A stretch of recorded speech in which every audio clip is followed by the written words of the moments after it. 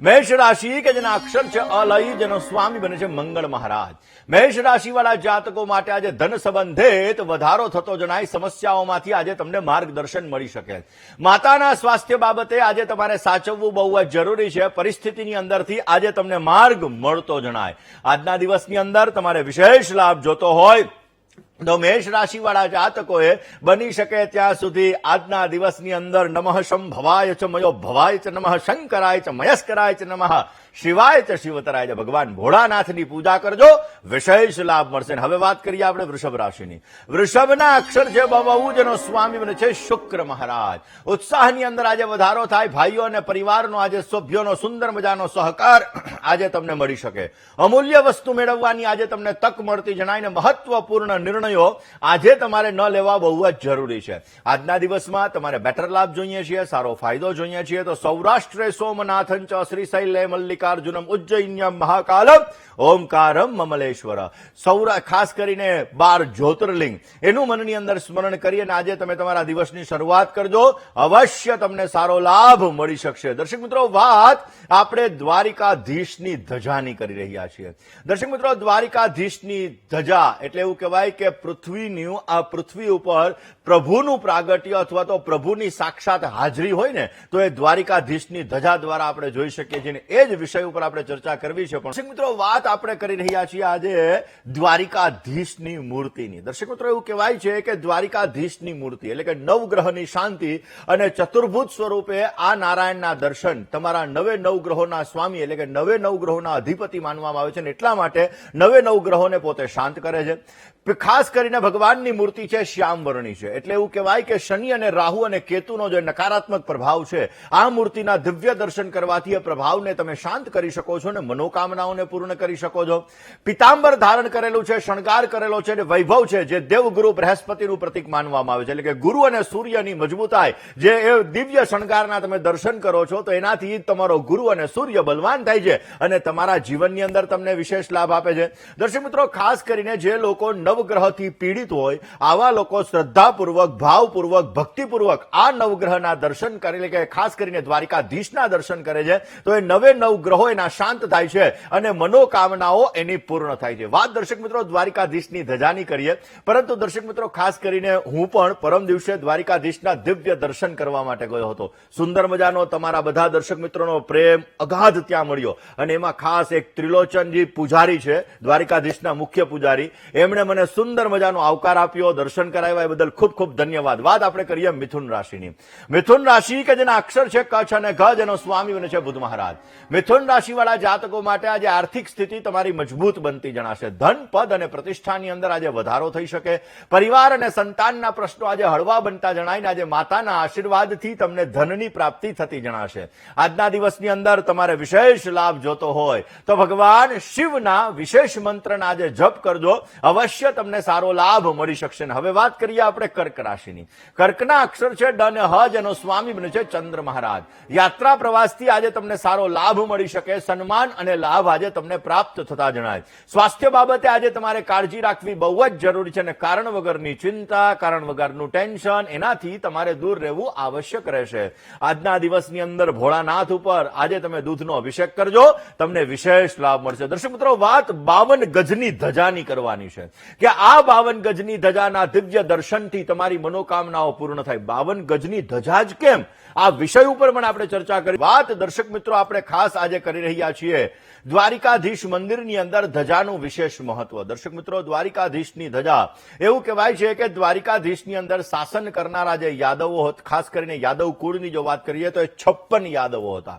એની અંદર કૃષ્ણ, બલરામ, પ્રદ્યુમ્ન અને અનિરુદ્ધ આ 4ને બાદ કરતા 52 વધે છે અને એટલા માટે આ 52 કુળનું પ્રતીક એ 52 ગજની ધજા ગણવામાં આવે છે. દર્શક મિત્રો, વર્ષની અંદર 52 અઠવાડિયા હોય છે અને એટલા માટે બુદ્ધિ ખાસ કરીને આપણા જીવનની અંદર આ 52 અઠવાડિયાની અંદર ભગવાન દ્વારિકાધીશની પૂજા, ભગવાન દ્વારિકાધીશની અર્ચના એ આ 52 ગજની ધજાના દિવ્ય દર્શનથી આપણને પ્રાપ્ત થાય છે.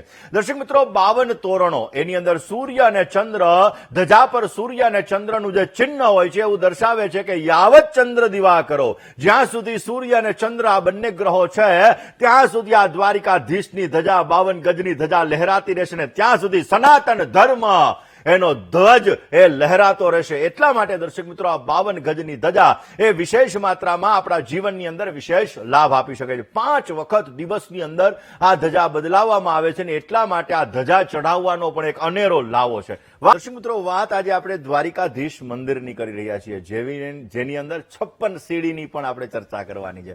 સ્વાભાવિક રીતે દર્શક મિત્રો આપણા જીવનની અંદર વિશેષ મહત્વ એવું કહેવાય છે કે અલગ અલગ તીર્થ સ્થાનોની અંદર જ્યારે આપણે દર્શન કરતા હોઈએ છીએ તો એ તીર્થ સ્થાનના દર્શનથી આપણી મનોકામનાઓ પૂર્ણ થતી હોય છે. દર્શક મિત્રો દ્વારિકાધીશની મૂર્તિ એની ખાસ કરીને ઉપરના ભાગની અંદર માં શક્તિ બિરાજમાન છે. માં શક્તિ જેના 4 મુખ રહેલા છે ને એ 4 મુખવાળી માં શક્તિ દ્વારિકાધીશની અને દ્વારિકા નગરીની રક્ષા કરે છે. અને એટલા માટે દર્શક મિત્રો ખાસ કરીને આ દ્વારિકાધીશજીના આપણે દિવ્ય દર્શન કરીએ ત્યારે ઉનાળા દરમિયાન એવું કહેવાય છે કે દ્વારિકાધીશના હૃદય ઉપર ચંદનનો લેપ કરવામાં આવે છે, જેને શીતળતા અર્પણ કરે છે.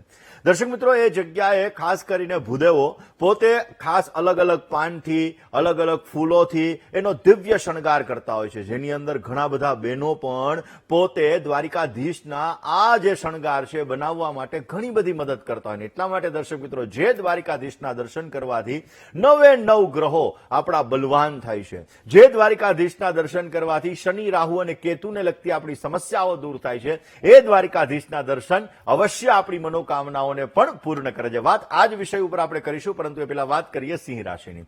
સિંહ રાશિ કે જેના અક્ષર છે મ અને ટ, જેનો સ્વામી બને છે સૂર્ય મહારાજ.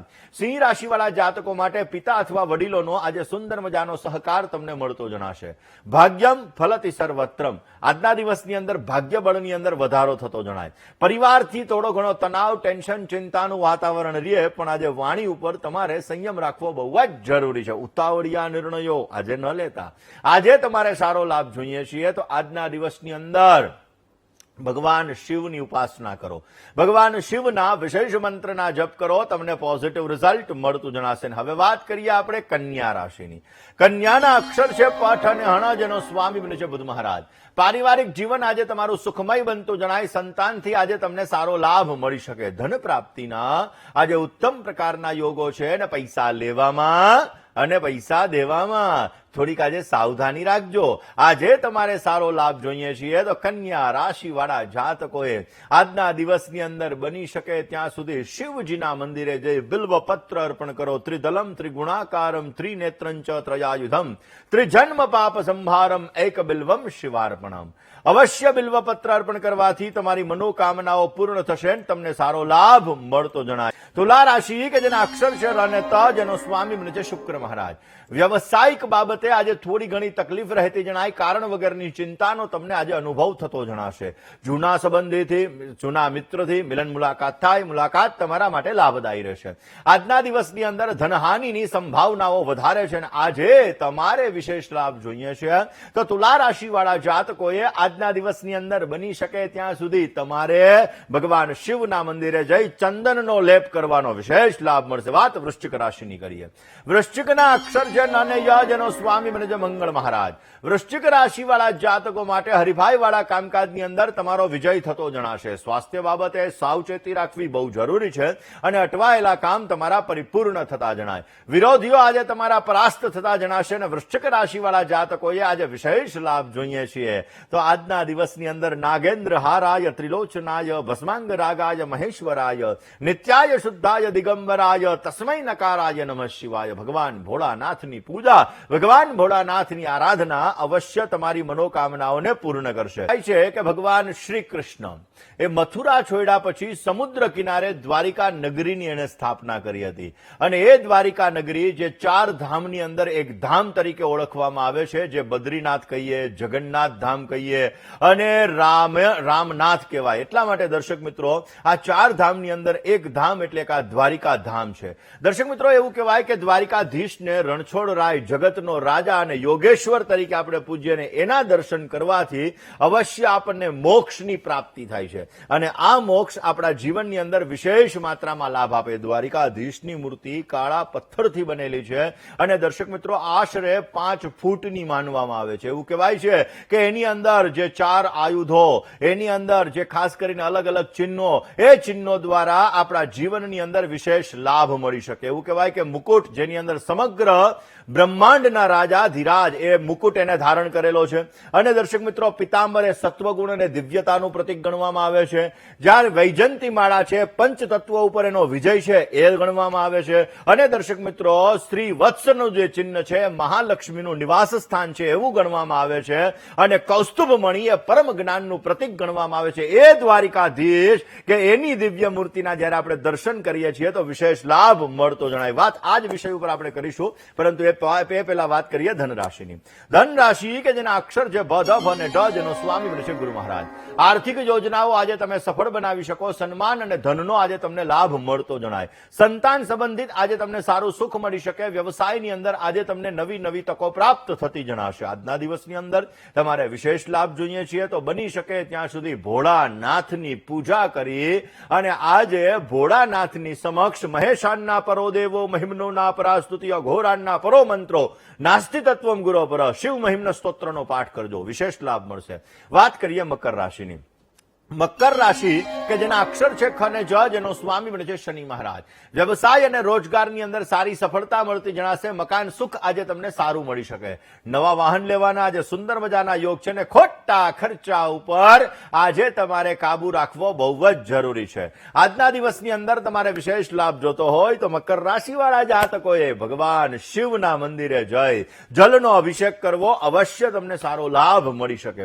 દર્શક મિત્રો, ખાસ કરીને દ્વારકાધીશના મંદિરની અંદર જે ભૂદેવો છે રોજને માટે વિષ્ણુ સહસ્ત્રનો દિવ્ય પાઠ. એવું કહેવાય કે યસ્ય સ્મરણ માત્રેણ જન્મ સંસાર બંધનાત વિમુચ્યતે નમસ્તસ્મૈ વિષ્ણવે પ્રભ વિષ્ણવે. એ જે વિષ્ણુ સહસ્ત્રનો પાઠ દ્વારિકાધીશની આરાધના માટે, દ્વારિકાધીશની પૂજા કરવા માટે કરવામાં આવે તો એનાથી જીવનની આ દરેક પ્રકારના સંકલ્પો સિદ્ધ થાય છે અને આપણા જીવનની અંદર કોઈ પણ પ્રકારની ઈચ્છા હોય, આશા હોય, તૃષ્ણા હોય તો એ તૃષ્ણાને આપણે પૂર્ણ કરી શકીએ છીએ અને વિશેષ લાભ મળે. અને દ્વારિકાધીશનું તમે મંદિર જોશો ને તો એની અંદર તમને 4 ધામના પણ દર્શન થશે અને 7 પુરીના પણ તમને દર્શન થશે ને એ પછી તમને 52 ગજની ધજા અને એ 52 ગજની ધજા તમારી મનોકામનાઓને પૂર્ણ કરે છે. વાત આ જ વિષય ઉપર કરીએ પણ એક કુંભ રાશિની કરીએ. કુંભના અક્ષર છે ગ, શ, શ અને શ, જેનો સ્વામી બને છે શનિ મહારાજ.